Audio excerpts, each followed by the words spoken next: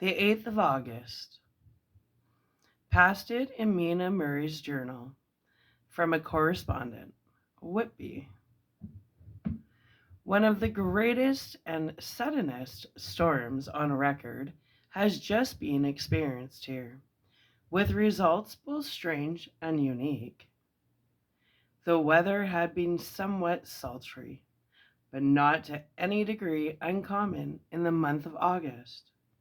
Saturday evening was as fine as was ever known, and the great body of holiday makers set out yesterday for visits to Mulgrave Woods. Robin holiday makers. Robin. Ooh, you can tell I had a couple days off. Let's redo this. Okay. 8th of August. Passed it in Mina Murray's journal. From a correspondent, Whitby. One of the greatest and suddenest storms on record has just been experienced here, with results both strange and unique. The weather had been somewhat sultry, but not to any degree uncommon in the month of August. Saturday evening was as fine as ever known, and the great body of holiday makers set out yesterday for visits to Mulgrave Woods, Robin Hood's Bay, Rigmill, Runswick, Staithes, and the various trips in the neighborhood of Whitby. The steamers Emma and Scarborough made excursions along the coast, and there was an unusual amount of tripping, both to and from Whitby. The day was unusually fine till the afternoon, when some of the gossips who frequent the East Cliff churchyard and from the commanding eminence watch the wide sweep of sea visible to the north and east, called attention to a sudden show of mares' tails high in the sky to the northwest. The wind was then blowing from the southwest in the mild degree which is barometrical language in ranked number 2. Light breeze.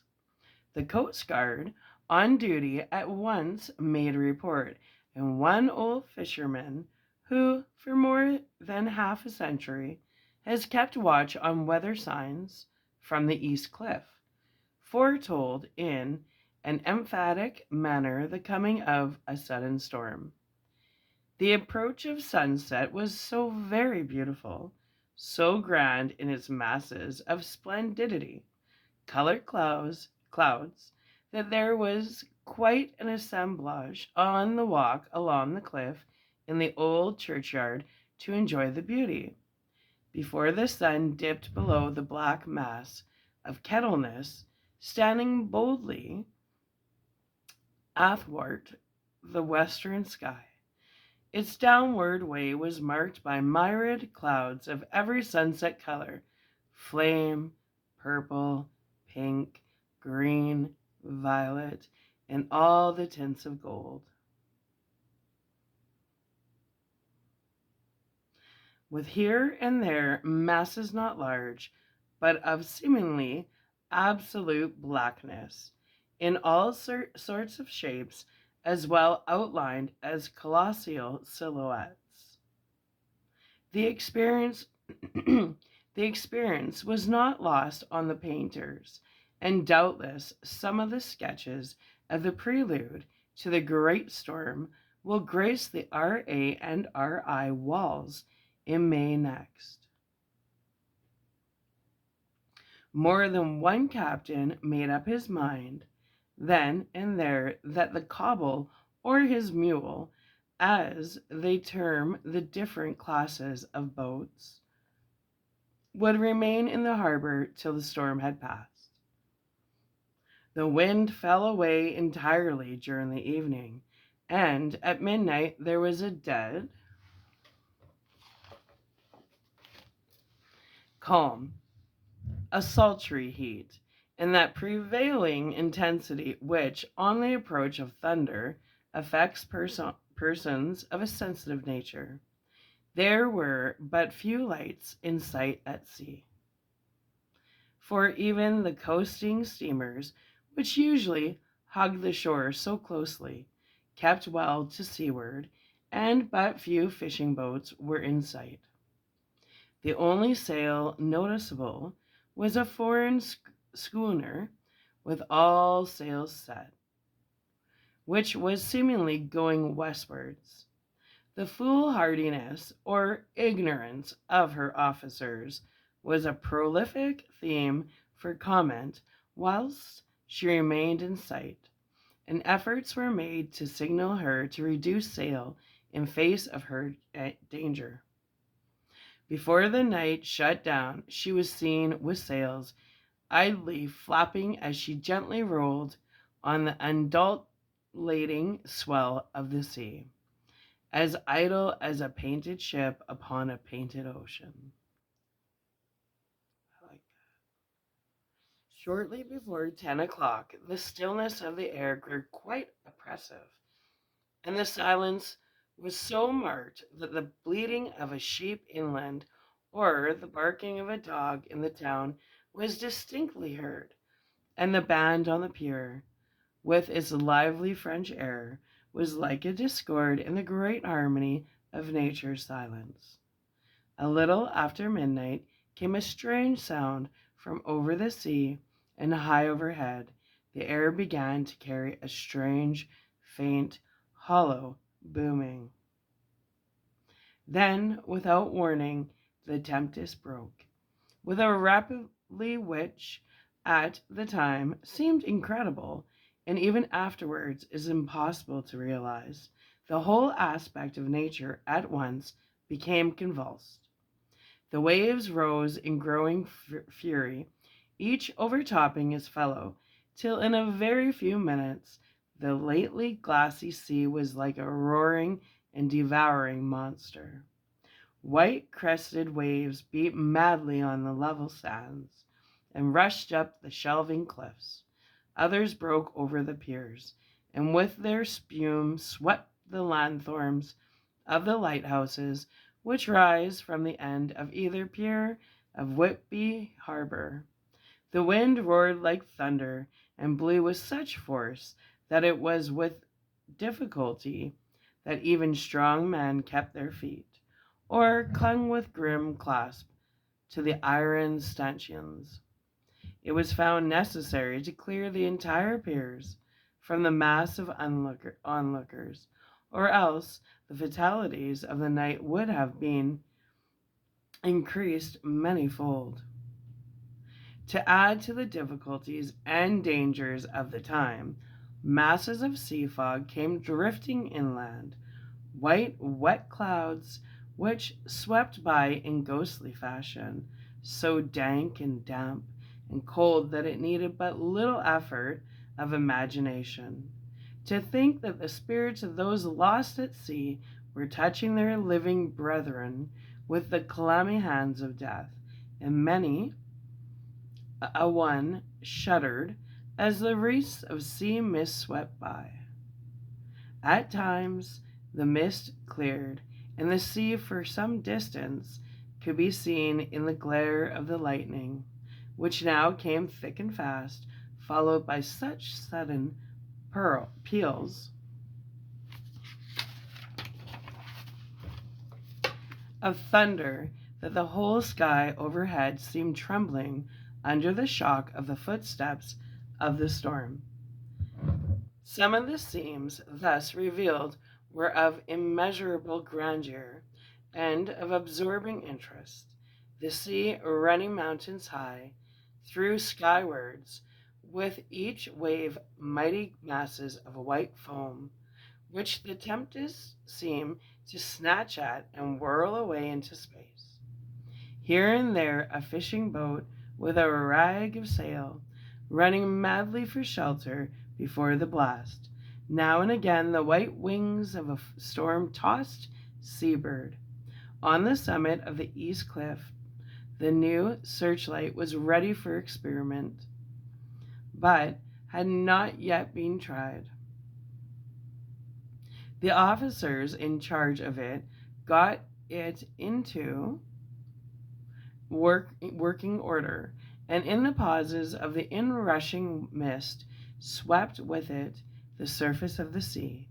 Once or twice its service was most effective, as when a fishing boat with gunwale under water rushed into the harbor, able by the guidance of the sheltering light to avoid the danger of dashing against the piers. As each boat achieved the safety of the port, there was a shout of joy from the mass of people on shore, a shout which for a moment seemed to cleave the gale and was then swept away in its rush. Before long, the searchlight discovered some distance away a schooner with all sails set, apparently the same vessel which had been noticed earlier in the evening. The wind had by this time backed to the east, and there was a shudder amongst the watchers on the cliff as they realized the terrible danger in which she was now. Between her and the port lay the great flat reef on which so many good ships have from time to time suffered, and with the wind blowing from its present quarter, it would be quite impossible that she should fetch the entrance of the harbor. It was now nearly the hour of high tide, but the waves were so great that in their troughs the shallow of the shores were almost visible, and the schooner, with all sails set, was rushing with such speed that, in the words of one old salt, she must fetch up somewhere, if it was only in hell. Then came another rush of sea fog, greater than a hitherto, a mass of dank mist which seems to close on all things like a grey pall, and left available to men only the organ of hearing, for the roar of the tempest, and the crash of the thunder, and the booming of the mighty billows came through the damp oblivion even louder than before.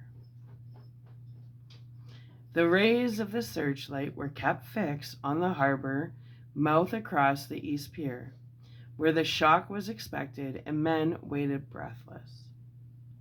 The wind suddenly shifted to the northeast, and the remnant of the sea fog melted into the blast, and then Marabal dictu between the piers, leaping from wave to wave as it rushed at headlong speed, swept the strange schooner before the blast, with all sails set, and gained the safety of the harbor. The searchlight followed her, and a shudder ran through all who saw her, for lashed to the helm was a corpse. With drooping head, which swung horribly to and fro at each motion of the ship, no other form could be seen on deck at all. A great awe came on all as they realized that the ship, as if by a miracle, had found the harbor, unsteered, saved by the hand of a dead man. However, all took place more quickly than it takes to write these words. The schooner paused not, but rushing across the harbor, pitched herself on that accumulation of sand and gravel washed by many tides and many storms into the southeast corner of the pier jutting under the east cliff, known locally as Tate Hill Pier. There was, of course, a considerable concussion as a vessel drove up on the sand heap. Every spar, rope, and stay was strained, and some of the top hamper came crashing down. But, strangest of all, the very instant the shore was touched, an immense dog sprang up on deck from below, as if shot up by the concussion, and running forward, jumped from the bow onto the sand, making straight for the steep cliff where the churchyards hang over the laneway to the east pier so steeply that some of the flat tombstones, thruff steens, or through stones, as they call them in the Whitby vernacular, actually project over where the sustaining cliff had fallen away. It disappeared into the darkness, which seemed intensified just beyond the focus of the searchlight. It so happened that there was no one at the moment on Tate Hill Pier, as if all those whose houses are in close proximity were either in bed or were out on the heights above. Thus, the Coast Guard on duty on the eastern side of the harbor, who at once ran down to the little pier, was the first to climb on board. The men working the searchlight, after scoring the entrance of the harbor without seeing anything, then turned the light on the derelict and kept it there.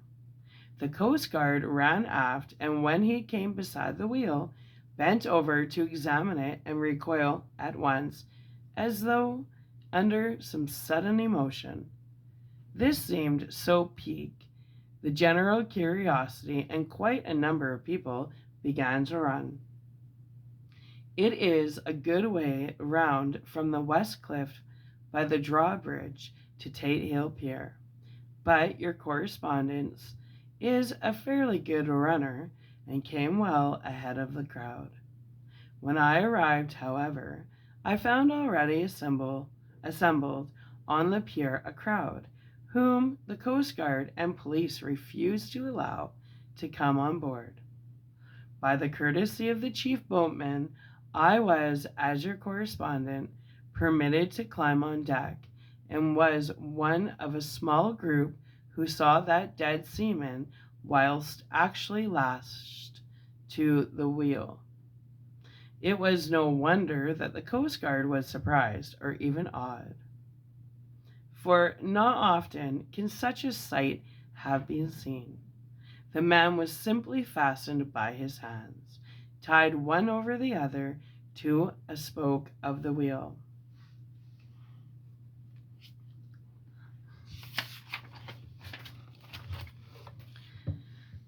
Between the inner hand and the wood was a crucifix, the set of beads on which it was fastened being around both wrist and wheel, and all kept fast by the binding cords.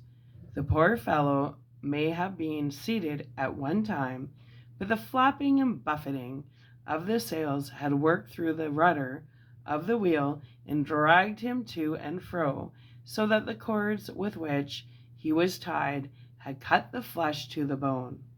Accurate note was made of the state of things, and a doctor, Surgeon J. M. Caffian, of 33 East Elliot Place, who came immediately after me, declared, after making examination, that the man must have been dead for quite 2 days. In his pocket was a bottle, carefully corked, empty, safe for a little roll of paper, which proved to be the addendum to the log. The Coast Guard said that the man must have tied up his own hands, fastening the knots with his teeth. The fact that a Coast Guard was the first on board may save some complications later on in the Admiralty Court, for the Coast Guards cannot claim the salvage, which is the right of the first civilian entering on a derelict. Already, however, the legal tongues are wagging, and one young law student is loudly asserting that the rights of the owner are already completely sacrificed, his property being held in contravention of the statutes of Mortmain, since the tiller, as embowelmentship, is not proof, or delegated possession is held in a dead hand. It is needless to say that the dead steersman had been reverently removed from the place where he held his honorable watch and wore it till death, a steadfastness as noble as that of the young Casablanca, and placed in the mortuary to await inquest. Already the sudden storm is passing, and its fierceness is abating. The crowds are scattering homewards, and the sky is beginning to redden over the Yorkshire wolds. I shall send in time for your next issue further details of the derelict ship which found her way so miraculously into harbor in the storm. Whitby, 9th of August. The sequel to the strange arrival of the delegate in the storm last night is almost more startling than the thing itself. It turns out that the schooner is a Russian from Varna and is called the Demeter. She is almost entirely in ballast of silver sand, and with only a small amount of cargo, a number of great wooden boxes filled with mold. The cargo was consigned to a Whitby solicitor, Mr. S.F. Billington of 7. The Crescent, who this morning went aboard and formally took possession of the goods consigned to him. The Russian consul, too, acting for the charter party, took formal possession of the ship and paid all harbor's dues, etc. Nothing is talked about here today except the strange coincidence. The officials of the Board of Trade have been most exacting in seeing that every compliance had been made with existing regulations. As the matter is to be a 9 days' wonder, they are evidently determined that there shall be no cause of after complaint. A good deal of interest was abroad concerning the dog which landed when the ship struck, and more than a few of the members of the SPCA, which is very strong in Whitby, have tried to befriend the animal. To the general disappointment, however, it was not to be found. It seems to have disappeared entirely from the town. It may be that it was frightened and made its way onto the moors, where it is still hiding in terror. There are some who took with dread on such a possibility, lest later on it should it itself become a danger, for it is evidently a fierce brute. Early this morning a large dog, a half-bred mastiff, belonging to a coal merchant close to the Tate Hill Pier, was found dead in the roadway opposite its master's yard. It had been fighting, and manifestly had a savage opponent, for its throat was torn away and its belly was slit open as if with a savage claw.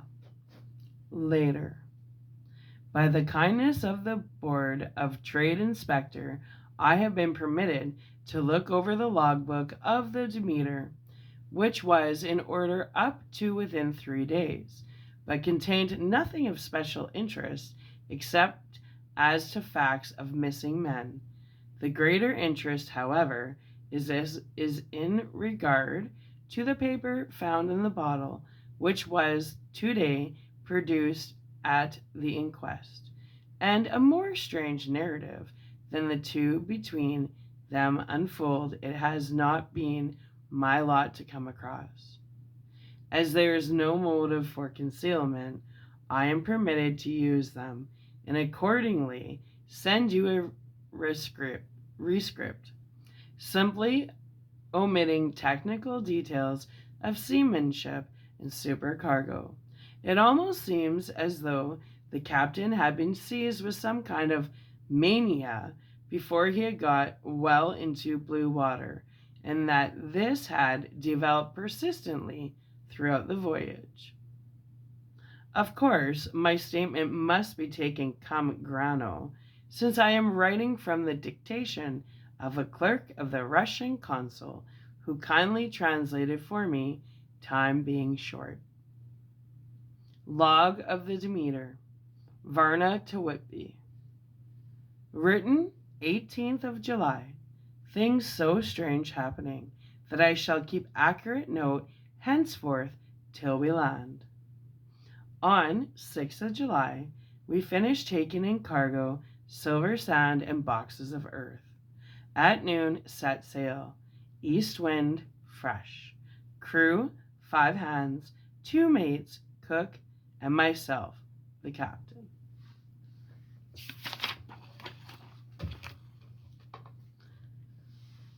On the 11th of July, a dawn entered Bosphorus, boarded by Turkish customs officials.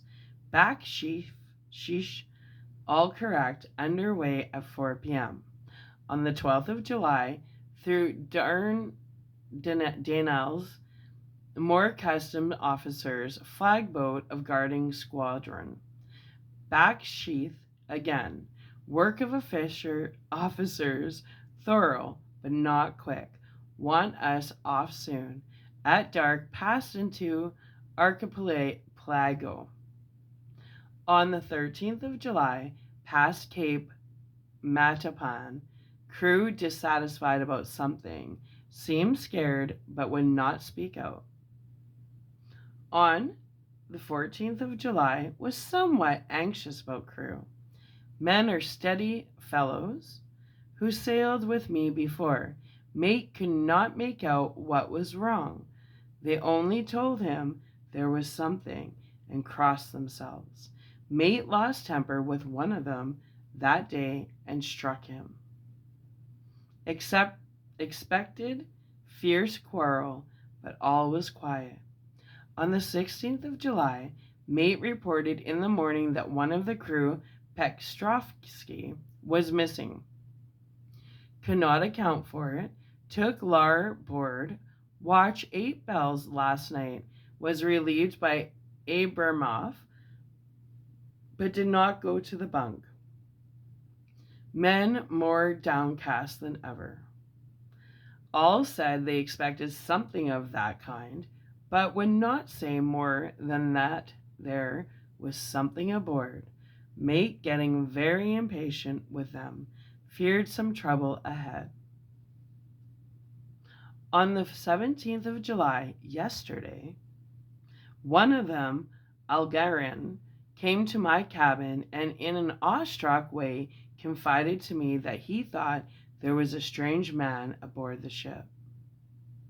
He said that in his watch he had been sheltering behind the deck house and there was a rainstorm when he saw a tall, thin man who was not like any of the crew come up the companionway and go along the deck forward and disappear. He followed cautiously, but when he got to bows, found no one, and the hatchways were all closed. He was in a panic of superstitious fear, and I am afraid the panic may spread. To allay it, I shall today search entire ship carefully from stern to stern.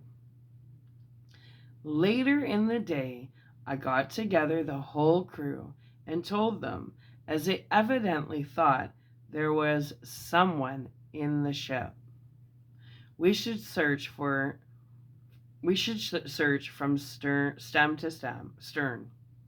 First mate, angry, said it was folly, and to yield to such foolish ideas would demoralize the men. Said he would engage to keep them out of trouble with a handspike. I let him take that helm. Well, the rest began thorough search, all keeping abreast with lanterns. We left no corner unsearched. As there were only the big wooden boxes, there were no odd corners where a man could hide. Men such relieved when search was over, and went back to work cheerfully. First mate scowled, but said nothing. The 22nd of July.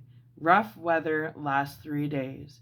and all hands busy with sails, no time to be frightened. Men seemed to have forgotten their dread. Mate, cheerful again, and all on good terms, praised men for work in bad weather. Past Gibraltar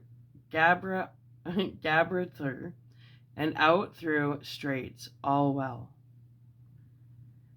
On the 24th of July, there seemed some doom over this ship, already a hand short and entering on the Bay of Biscay, with wild weather ahead, and yet last night another man lost, disappeared. Like the first, he came off his watch and was not seen again. Men, all in a panic of fear, sent a round robin asking to have double watch, as they fear to be alone. Mate violent, fear there will be some trouble, as either he or the men will do some violence. On the 28th of July, 4 days in hell, knocking about in a sort of maelstrom, and the wind a tempest. No sleep for anyone. Men all worn out, hardly know how to set a watch, since no one fit to go on. Second mate volunteered to steer and watch, and let men snatch a few hours of sleep. Wind abating, seas still terrific, but feel them less as ship is steadier. On the 29th of July, another tragedy. Had single watch tonight, a crew too tired to double. When morning watch came on deck, could find no one except steersman. Raised outcry, and all came on deck. Thorough search, but no one found. Are now without second mate, and crew is in a panic. Mate and I agreed to go armed henceforth and wait for any sign of cause. On the 30th of July, last night, rejoiced as we are nearing England. Weather fine, all sails set. Retired worn out. Slept soundly, awakened by mate telling me that both men of watch and steersman were missing. Only self and mate and 2 hands left to work ship. On the 1st of August, 2 days of fog, and not a sail sighted. Had hoped when in the English Channel to be able to signal for help or get in somewhere. Not having power to work sails, have to run before wind. Dare not lower, as could not rise them again. We seem to be drifting to some terrible doom. Mate now more demoralized than either of them. His stronger nature seems to have worked inwardly against himself. Men are beyond fear, working stolidly and patiently, with minds made up to the worst. They are Russian, he Romanian. On the 2nd of August, midnight. Woke up for a few minutes, sleep by hearing a cry. Seemingly outside my port, could see nothing in fog, rushed on deck and ran against mate. Tells me, heard cry and ran, but no sign of man on watch. One more gone. Lord, help us. Mate says we must be past Straits of Dover, as in a moment of fog lifting he saw North Foreland just as he heard the man cry out. If so, we are now off in the North Sea, and only God can guide us in the fog, which seems to move with us, and God seems to have deserted us. On the 3rd of August, at midnight, I went to relieve the man at the wheel, but when I got to it, found no one there. The wind was steady and was ran before there was no yawning. I dared not leave it, so shouted for the mate. After a few seconds, he rushed up on deck in his flannels. He looked wide-eyed and haggard, and I greatly fear his reason has given way. He came close to me and whispered hoarsely, with his mouth to my ear, as though fearing the very air might hear. It is here, I know it is now. On the watch last night I saw it, like a man, tall and thin and ghastly pale. It was in the boughs, and looking out, I crept behind it and gave it my knife. But the knife went through it, empty as the air.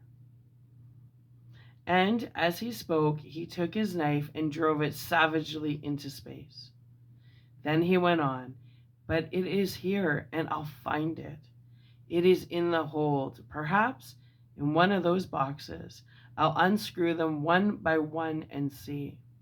You work the helm, and with a warning look and his finger on his hip, he went below. There was springing up a choppy wind, and I could not leave the helm. I saw him come out on deck again with a tool chest and a lantern, and go down the forward hatchway. He is mad, stark, raving mad, and it's no use my trying to stop him. He can't hurt those big boxes. They are invoiced as clay, and to pull them about is as harmless as a thing he can do. So here I stay and mind the helm and write these notes. I can only trust in God and wait till the fog clears. Then, if I can't steer to any harbor with the wind that is, I shall cut down sails and lie by and signal for help. It is nearly all over now, just as I was beginning to hope that the mate would come out calmer, for I heard him knocking away at something in the hold, and work is good for him. There came up the hatchway a sudden startled scream, which made my blood run cold, and up on the deck he came as if shot from a gun. A raging madman, with his eyes rolling and his face convulsed with fear. "Save me! Save me!" he cried, and then looked round on the blanket of fog. His horror turned to despair, and in a steady voice he said, You had better come to, Captain, before it's too late. He is there. I know the secret now. The sea will save me from him, and it is all that is left." Before I could say a word or move forward to seize him, he sprang on the bulwark and deliberately threw himself into the sea.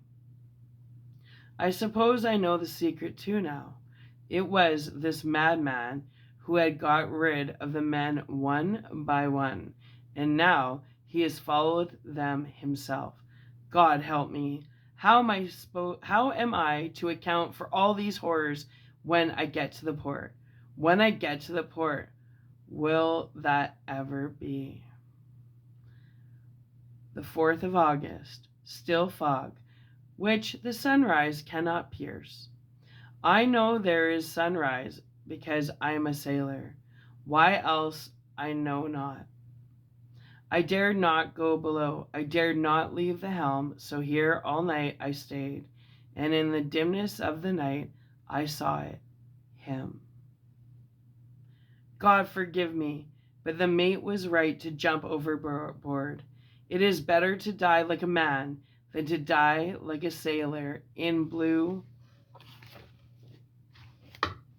water. No man can object. But I am captain, and I must not leave my ship. But I shall baffle this fiend or monster, for I shall tie my hands to the wheel when my strength begins to fail. And along with me I shall tie that which it, dare not touch. And then, come good wind or foul, I shall save my soul and my honor as a captain. I'm growing weaker, and the night is coming on. If he can look me in the face again, I may not have time to act. If we are wrecked, mayhap this bottle may be found, and those who find it may understand. If not, well, then all men shall know that I have been true to my trust. God and the Blessed Virgin and the saints help a poor ignorant soul trying to do his duty. Of course, the verdict was an open one. There is no evidence to adduce, and whether or not the man himself committed the murders, there is now none to say. The folk hold almost universally here that the captain is simply a hero, and he is to be given a public funeral, although it is arranged that his body is to be taken with a train of boats up the Esk for a piece and then brought back to the Tate Hill Pier and up the Abbey steps, for he is to be buried in the churchyard on the cliff. The owners of more than 100 boats have already given in their names as wishing to follow him to the grave. No trace has ever been found of the great dog, at which there is much mourning, for, with public opinion in its present state, he would, I believe, be adopted by the town. Tomorrow we'll see the funeral, and so will end this one more mystery of the sea. Mina Murray's journal on the 8th of August. Lucy was very restless all night, and I, too, could not sleep. The storm was fearful, and as it boomed loudly among the chimney pots, it made me shudder. When a sharp puff came in, it seemed to be like a distant gun. Strangely enough, Lucy did not wake, but she got up twice and dressed herself. Fortunately, each time I woke in time and managed to undress her without waking her, and got her back to bed. It is a very strange thing, this sleepwalking, for as soon as her will is thwarted in any physical way, her intention, if there be any, disappears, and she yields herself almost exactly to the routine of her life. Early in the morning, we both got up and went down to the harbor to see if anything had happened in the night. There were very few people about, and though the sun was bright and the air clear and fresh,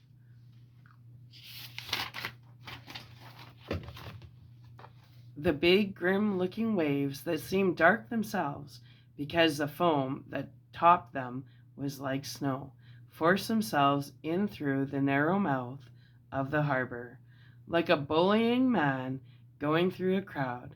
Somehow, I felt glad that Jonathan was not on the sea last night, but on land. But oh, is he on land or sea? Where is he and how? I am getting fearfully anxious about him. If I only knew what to do and could do anything. The 10th of August. The funeral of the poor sea captain today was most touching.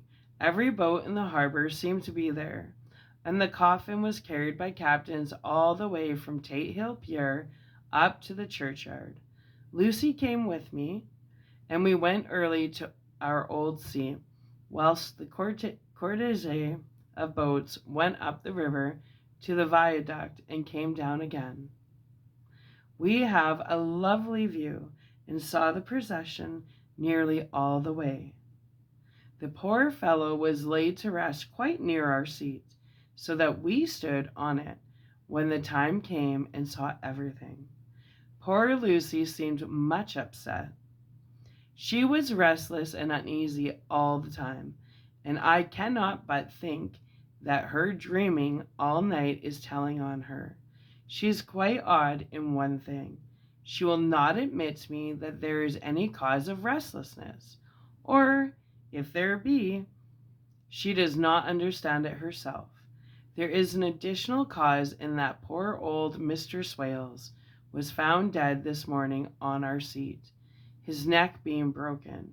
He had evidently, as the doctor said, fallen back in the seat in some sort of fright, for there was a look of fear and horror on his face that the men said made them shudder. Poor dead old man! Perhaps he had seen death with his dying eyes. Lucy is so sweet and sensitive that she feels influences more acutely than other people do. Just now she was quite upset by a little thing which I did not much heed, though I am myself very fond of animals. One of the men who come up here often to look for the boats was followed by his dog. The dog is always with him. They are both quiet persons, and I never saw the man angry nor heard the dog bark. During the service, the dog would not come to its master, who was on the seat with us, but kept a few yards off, barking and howling. Its master spoke to it gently, and then harshly, and then angrily, but it would neither come nor cease to make a noise. It was in a sort of fury, with its eyes savage, and all its hairs bristling out like a cat's tail when puss is on the war path. Finally, the man, too, got angry and jumped down and kicked the dog, and then took it by the scruff of the neck and half dragged and half threw it on the tombstone on which the seat is fixed. The moment it touched the stone, the poor thing became quiet and fell all into a tremble. It did not try to get away, but crouched down, quivering and cowering, and was in such a pitiable state of terror that I tried, though without effect, to comfort it. Lucy was full of pity too, but she did not attempt to touch the dog, but looked at it in an agonized sort of way. I greatly fear that she is of too supersensitive a nature to go through the world without trouble. She will be dreaming of this tonight, I am sure. The whole agglomeration of things. The ship steered into port by a dead man, his attitude tied to the wheel with a crucifix and beads. The touching funeral, the dog, now furious and now in terror, will all afford material for her dreams. I think it will be best for her to go to bed tired out physically. So I shall take her for a long walk by the cliffs to Robin Hood's Bay and back. She ought not to have much inclination for sleepwalking then.